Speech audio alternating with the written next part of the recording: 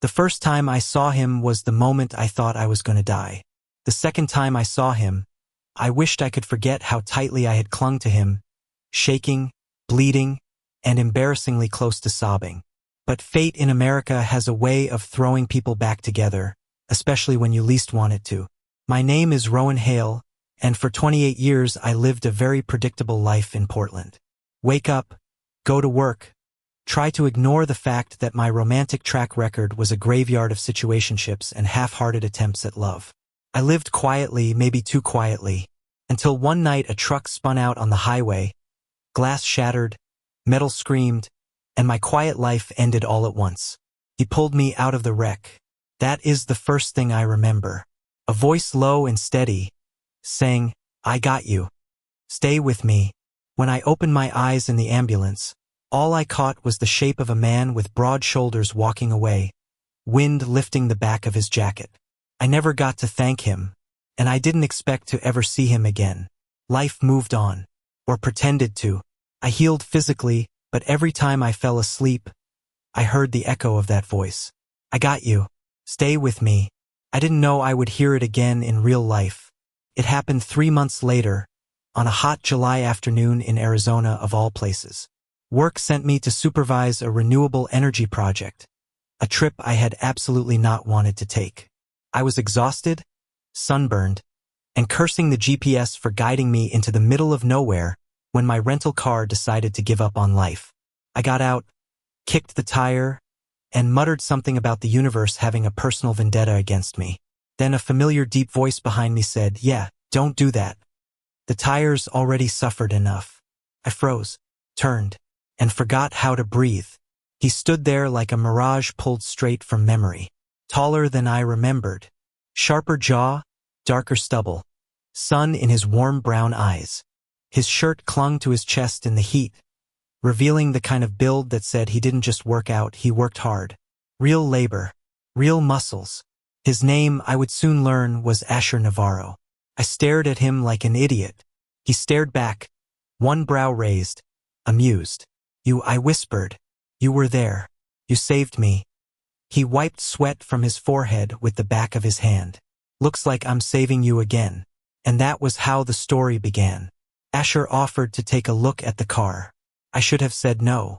Stranger danger and all that. But something in me felt like I had already trusted him once on a night when trusting anyone should have been impossible. Besides, the sun was brutal and the only shade was under his truck. He crouched by the open hood of my rental while I hovered uselessly. "So, Rowan," he said without looking up, "how have you been since that whole near-death thing?" I blinked. "You remember me?"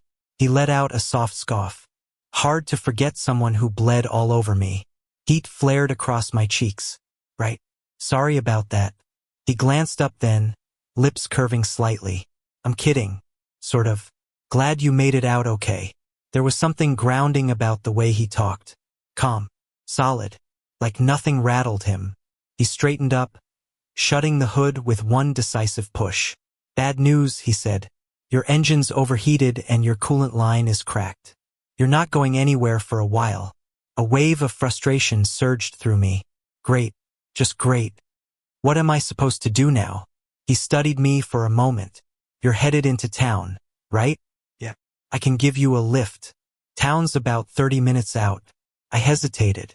Maybe I hesitated too long, because his expression softened. "Look, I get it," he said. "Jumping into a truck with a guy you barely know. But I promise I'm not a serial killer.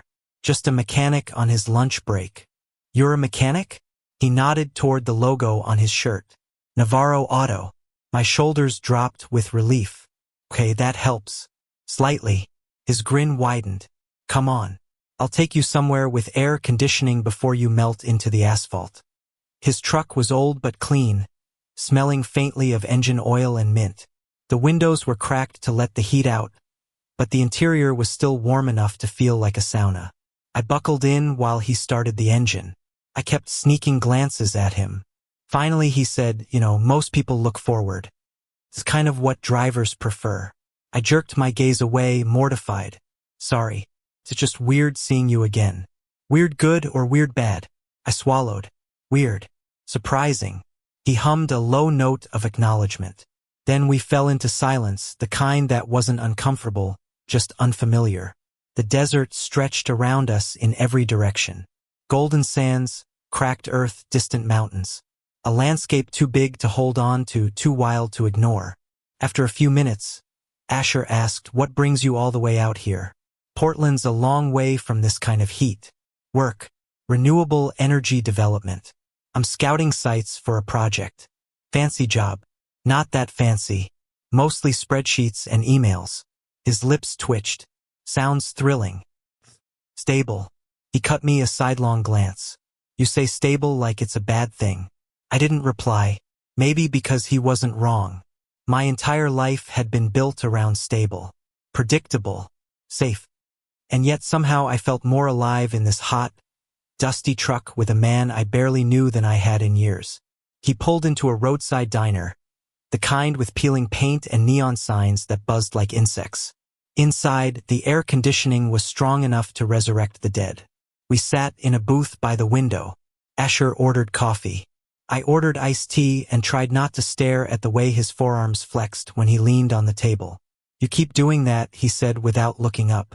"Doing what?" "Staring like I'm about to disappear." I blushed again. "I'm just processing." "Processing what?" "That the man who saved my life is a real person and not something my brain invented in shock."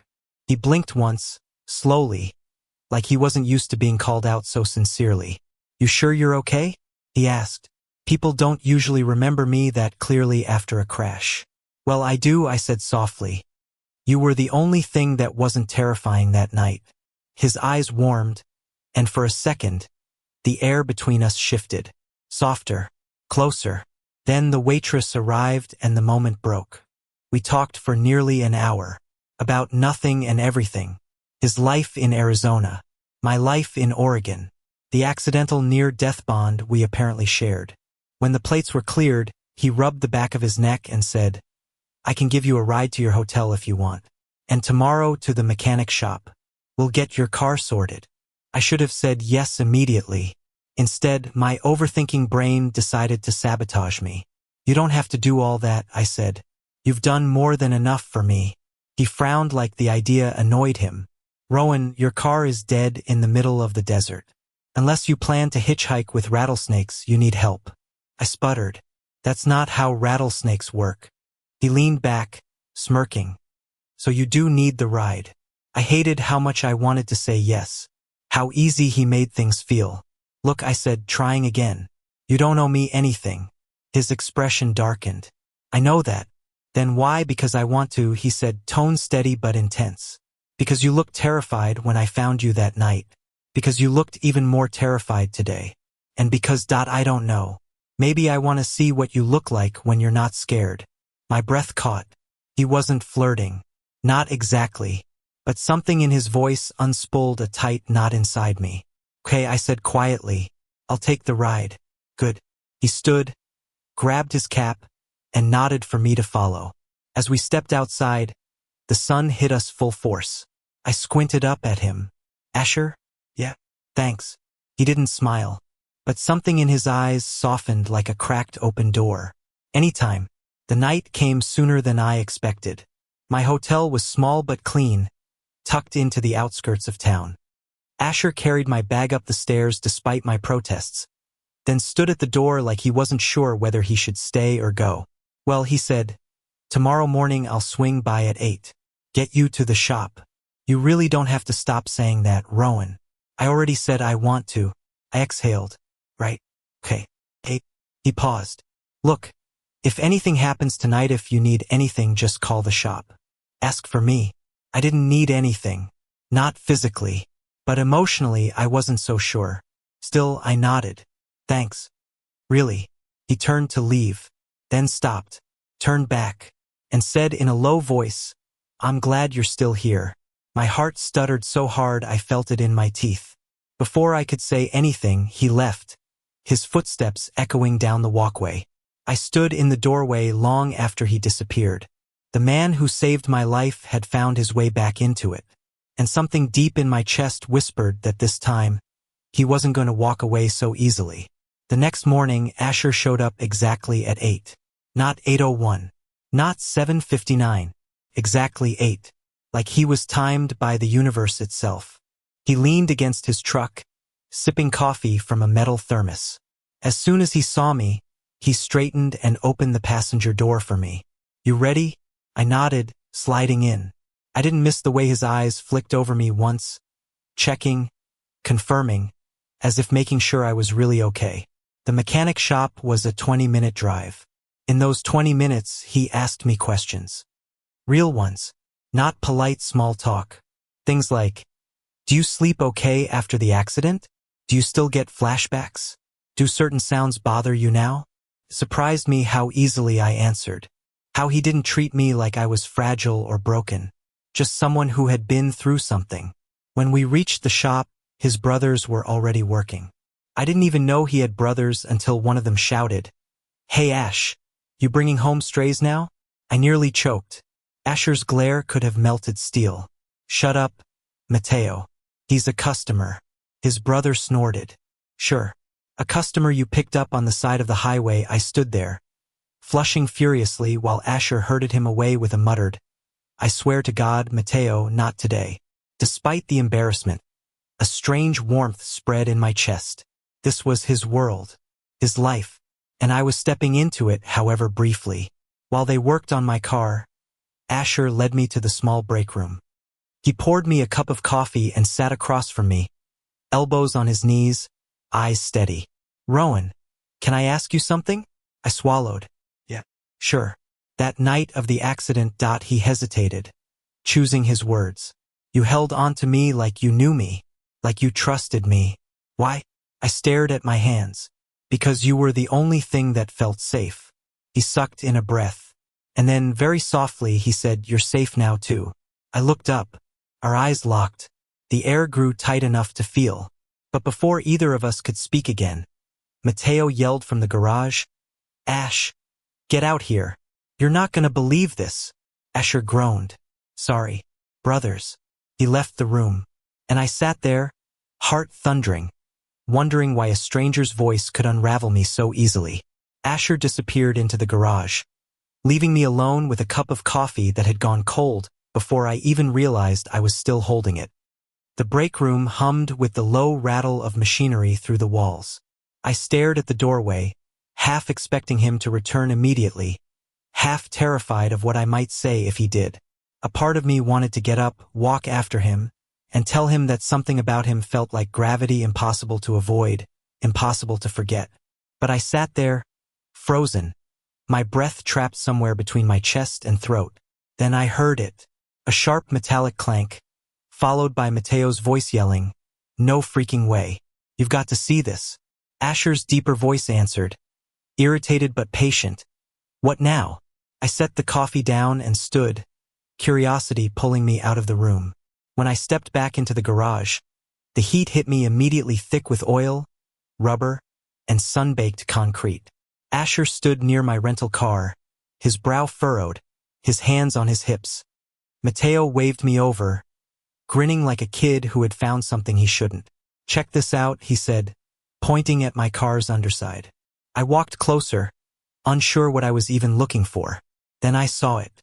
A deep, long metal gouge along the frame. Not from the crash. Not natural. Deliberate. Asher's jaw tightened. "That wasn't from the accident." Mateo nodded. "Someone did that on purpose." I blinked. On purpose? What does that even mean? Asher straightened, wiping his hands on a rag. "It means someone tampered with your car. It also means you're lucky the engine didn't rupture while you were driving here." My stomach twisted. That didn't make sense. None of it made sense. Why would someone do that? I asked, voice unsteady.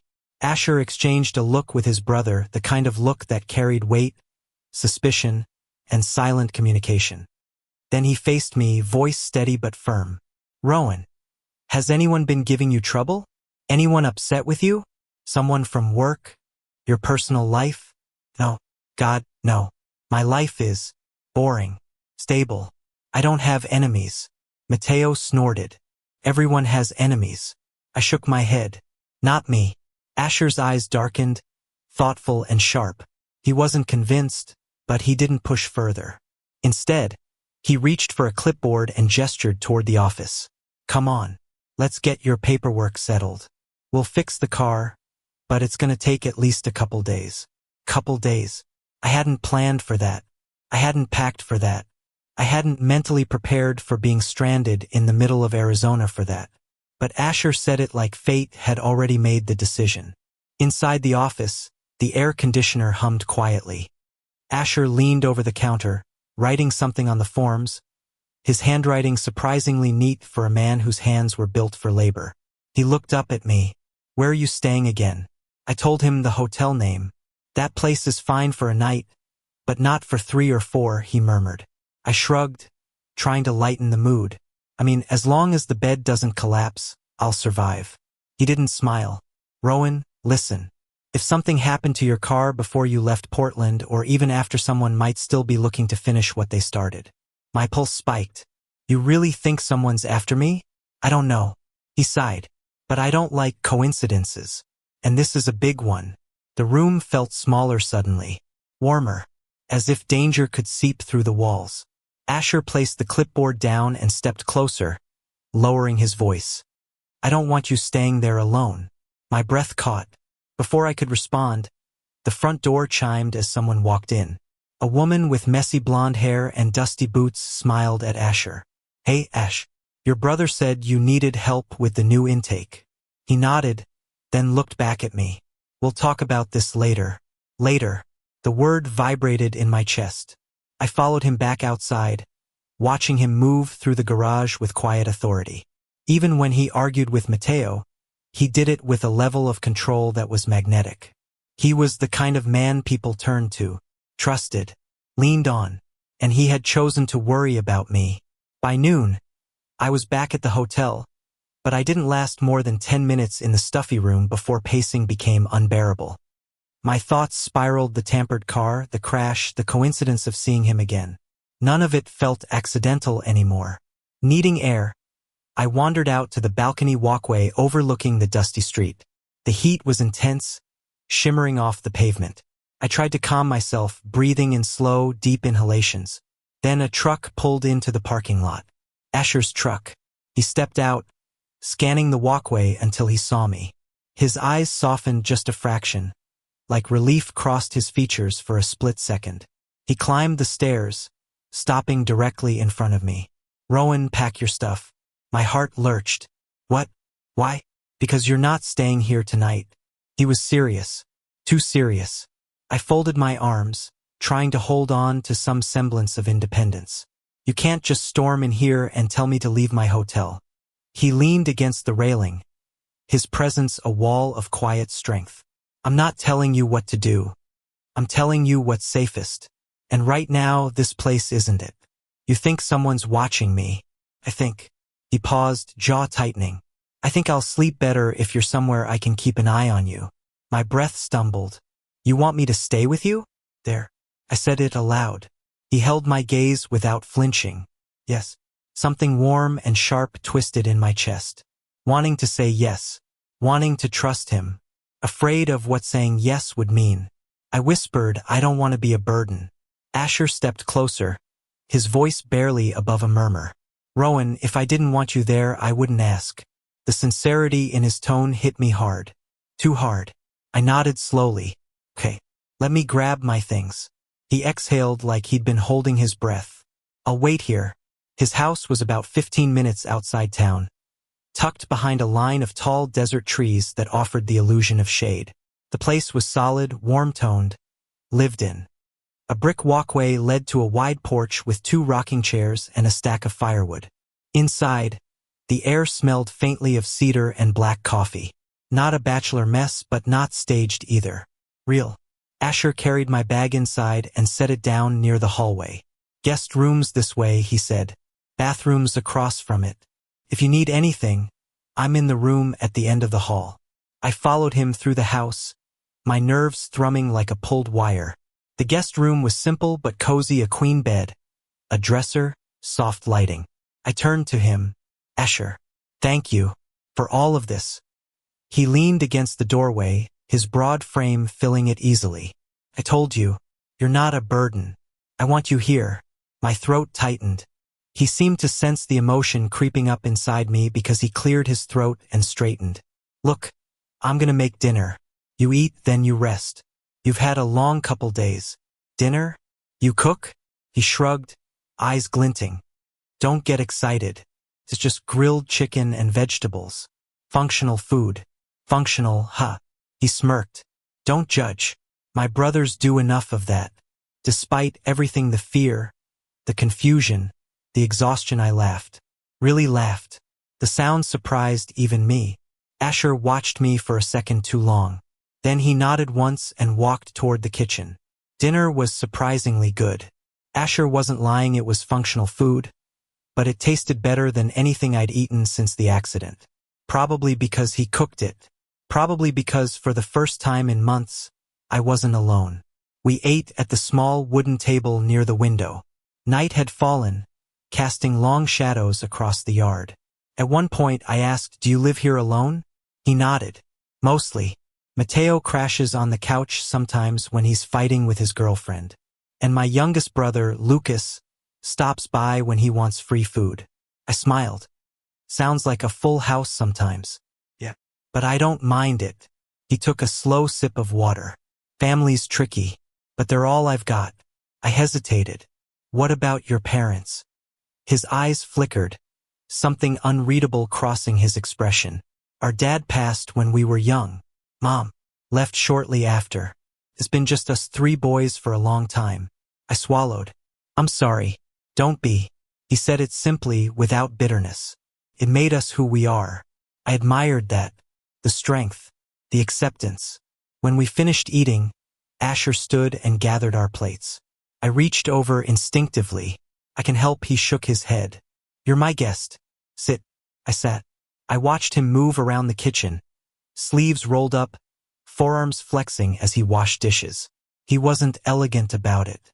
He wasn't trying to impress me. He just existed in this warm, grounded way I hadn't realized I'd been craving. When he finished, he dried his hands and turned to me. Come outside.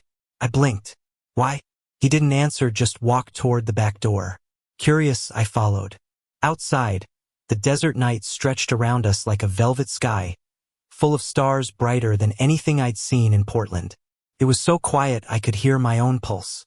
Asher stood near the porch railing, hands in his pockets, face lit by moonlight. I joined him, leaning beside him. Wow, I whispered. This is beautiful. He tilted his head slightly, looking at the stars. I like coming out here at night. It reminds me the world's bigger than whatever problems I think I have. I glanced at him. Do you have a lot of problems? He gave a small laugh. Don't we all? I thought about my car, the accident, the fear that wanted to claw its way back into my chest. Then I looked at him, this man who felt like safety wrapped in muscle and stubbornness. Yeah, I murmured. I guess we do. For a long moment, we stood in silence, shoulder to shoulder but not touching. Close enough to feel the warmth of him, close enough to want more. Then he spoke quietly. Rowan, there's something else. I turned. What is it? He didn't look at me. His eyes stayed fixed on the night. That night I pulled you out of the wreck. I didn't walk away because I wanted to. The cops made me leave once the EMTs took over. My breath caught. You came back? He nodded once. The next day, and the day after. But you were gone. Emotion hit me like a wave, stealing my words. I swallowed, voice barely a whisper. Why? Finally, he turned to me, his gaze sharp, unflinching. Because I needed to know you were alive. My chest tightened painfully. Asher. He held up a hand slightly. You don't owe me anything. I'm not saying this to make you uncomfortable. I wasn't uncomfortable. I was overwhelmed. I stepped closer without thinking. Just half a step. Small. Barely noticeable. Except he noticed. His breath stilled. His shoulders tensed. His eyes dropped briefly to my mouth before sliding away. I whispered, thank you for coming back, even if I wasn't there. His jaw flexed once, like he was holding something back. Then he said, in a voice softer than the desert wind, you don't have to thank me. Before I could say anything else, a sudden rustling in the trees made us both turn sharply. Asher stepped in front of me instinctively, one arm slightly out, not touching me, but shielding. He scanned the yard, tense, alert. After a long moment, he exhaled. Probably just a coyote. But his body didn't relax. His stance stayed defensive. And that fear I'd been trying to bury clawed its way up again. Asher turned to me. Go inside. I'll check around. I started to protest, but his tone softened. Please, Rowan. Go.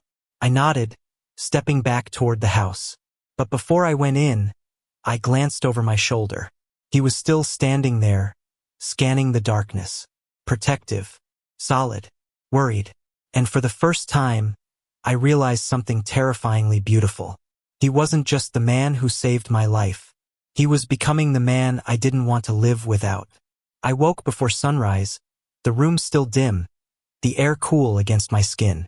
For a moment, I didn't know where I was. The ceiling was unfamiliar, the sheets softer than the ones at the hotel. Then everything rushed back: the night on the porch, Asher's tension, the sound in the yard, and him insisting I stay inside while he checked the darkness alone. I pushed myself up, heart tight. I needed to know he was okay. When I opened the bedroom door, the house was quiet, but a soft glow came from the kitchen. Asher stood with his back to me, making coffee. His shoulders looked heavier somehow, as if he'd carried the weight of the night on them. I approached carefully. Did you sleep? He didn't turn around. A little. I stepped closer.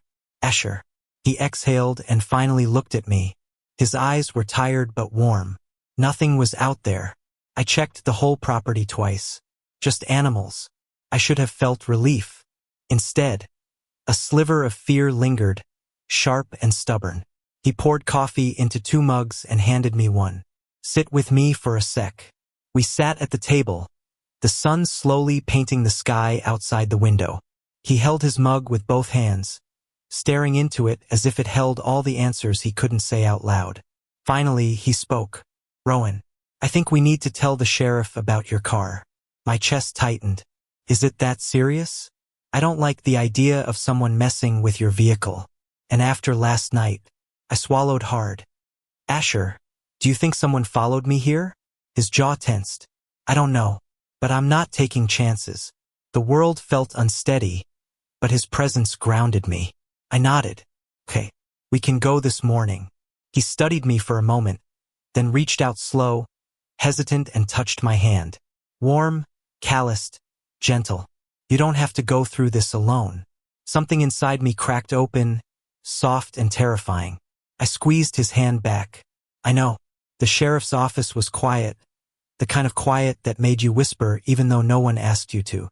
Asher stayed close, standing slightly in front of me like a shield.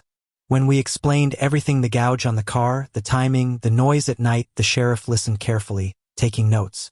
He asked, anyone who might want to hurt you, Rowan? I shook my head. No. Truly no one. But the sheriff's eyes sharpened when he heard the part about the car being tampered with before the accident. He said he'd look into things, check cameras, ask questions, but the whole time, Asher's hand hovered near the small of my back, steadying me without fully touching. When we left the office, I finally breathed again. Asher looked at me. You okay? I nodded, though I wasn't sure it was true. Let's get you home, he said quietly. Home. Not the guest room. Not the hotel. Home. His home. The rest of the morning passed in a strange blur of calm. Asher fixed things around the house, small tasks he pretended were important but clearly weren't. I watched him from the porch, feeling this odd sense of belonging I couldn't explain. At lunch, he grilled sandwiches and we ate on the porch steps. Halfway through his food, he set the sandwich down and turned toward me. Rowan, can I ask you something? Personal? My pulse jumped. Sure. When I pulled you from that car, you weren't unconscious yet. You opened your eyes for a second. Do you remember what you said? I searched my memory, the blur of smoke, pain, fear. Then something surfaced, faint, fragile. I whispered, don't let me die. He inhaled sharply, like the memory hit him harder than he expected. You looked right at me, he said, like you already knew me, like you trusted me. And I couldn't let go of that feeling after. His voice was low, barely steady, vulnerable in a way that made my chest ache. I put my sandwich down too. Asher. He kept going, as if stopping would break him open. After that night, I kept thinking maybe it meant something. That maybe you came into my life for a reason. But when I couldn't find you again, I figured that was the end of it. Then you walked into my garage yesterday looking like a ghost from a memory I couldn't forget. The world felt too small, too quiet, as if everything had narrowed to just him. I spoke softly. You didn't imagine it.